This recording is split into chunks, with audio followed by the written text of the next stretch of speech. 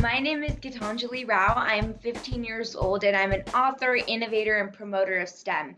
So I like to use science and technology as a catalyst for social change and to just impact people in the world in a positive way. STEM is essentially science, technology, engineering, and math, and I use the outlets of STEM to be able to solve real world problems. So I like to say I could never see a world filled with kindness without STEM in there. So the biggest thing that really motivated me was when I got a chemistry kit when I was 4 years old from my uncle, and that changed everything forever because I soon learned my passion for science and technology. But beyond that, I actually started using science for change in second grade when I heard about, or when I essentially created an idea for a chair that goes underground to save space. So you flip a switch and all of your furniture goes underground so that you have an empty room. I never really made it, but it was a prototype. Yeah, so the Flint water crisis was obviously an event that changed my life forever, mainly because it just so it hit me in a hard place that so many kids my age were essentially drinking a poison every day. And that was all just because they needed clean water to drink, which seems so unfair and did not seem right at all. So the water had lead contamination in it, meaning that it was essentially everything that they drank had some hint of lead, which seeped in through the lead pipes that they had. And that caused further damage to everyone, but especially children. It's very incredible that in 2019 we had, Greta, and in 2020 we have you. Do you think it's, a new thing that the world is hearing, the ideas of kids and not just adults?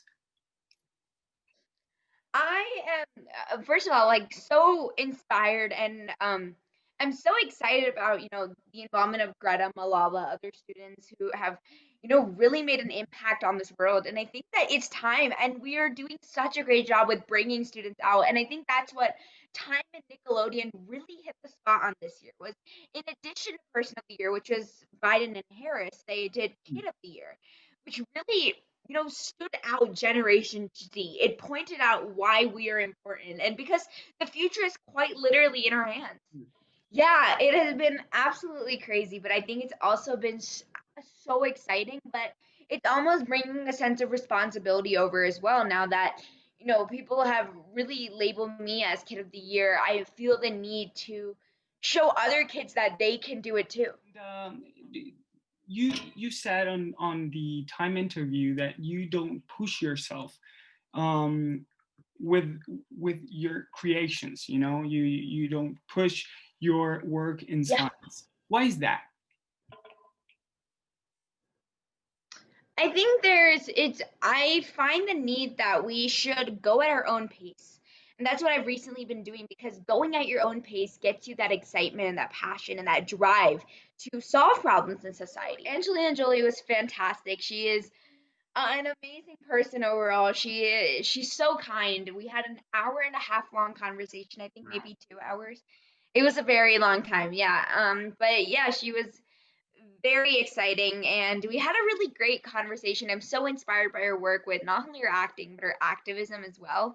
And yeah, hopefully we can stay in touch in the future. And I'm actually working to create an innovation movement of kids who want to make a difference, kids who want to create change in their world. But the only thing is, a lot of them just don't know where to start. And I want to give them that starting point, that place where they can feel confident and comfortable with their goals and their dreams.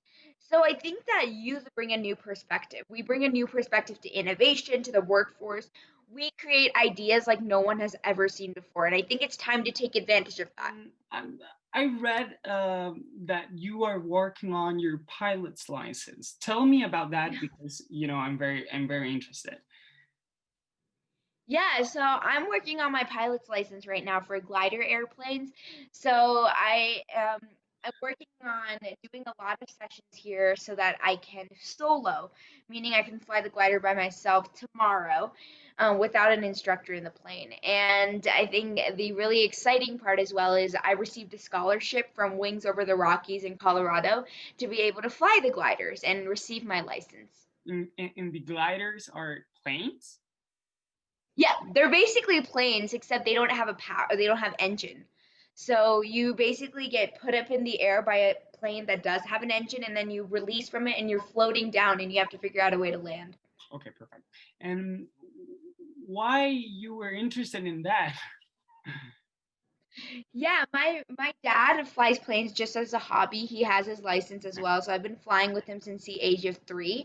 And I think that as soon as I turned 13, I knew I wanted to get my hands on it because I'd never really seen anything else. Even like I wasn't even interested in driving a car, and I still have not received my license or my permit, mainly because I'm trying to get my plane license out of the way first. So I That's created great. a service called Kindly, which is able to detect and prevent cyberbullying.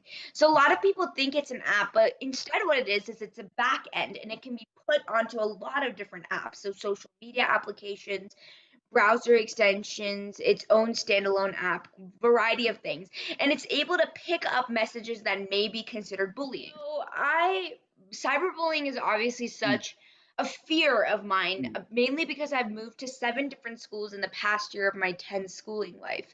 And everywhere you go, there's new people, new environment. And it's obviously so scary, especially when technology is involved, Mm. that you're going to be put aside, that you're going to be bullied. So I want to find a way to have teenagers talk to each other on a safer version of communication. So you have talked about the gender pay gap. Actually, do you think that in science are inequalities between men and women as today? Um, So yes, I think that equality that there we are closing up the gap, but it's still there and it's still evident, and that's what the issue is. I think that there shouldn't be anything different defined between the standards of females and males, especially in the workforce. And I think that we need to make that clear that everyone is that females deserve to be paid just as much as men, because for every dollar a man is making, a female makes about 80 cents on average, which seems unfair for the same amount of time, same amount of effort, same amount of work. So I'm advocating to change that. I think first of all, a huge props to the healthcare workers and researchers for Mm. developing a vaccine within 9 months, which is making technology strides that we've never seen before.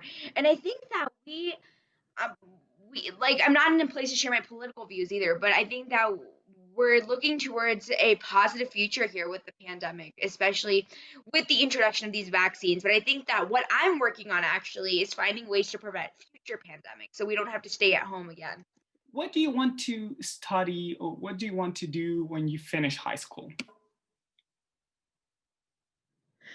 So when I finish high school, I'm not sure, but I definitely know I do want to continue learning.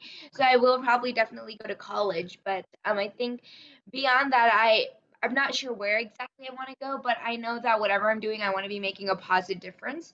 And then beyond that, I also want to look into product design as well as genetics and biotechnology.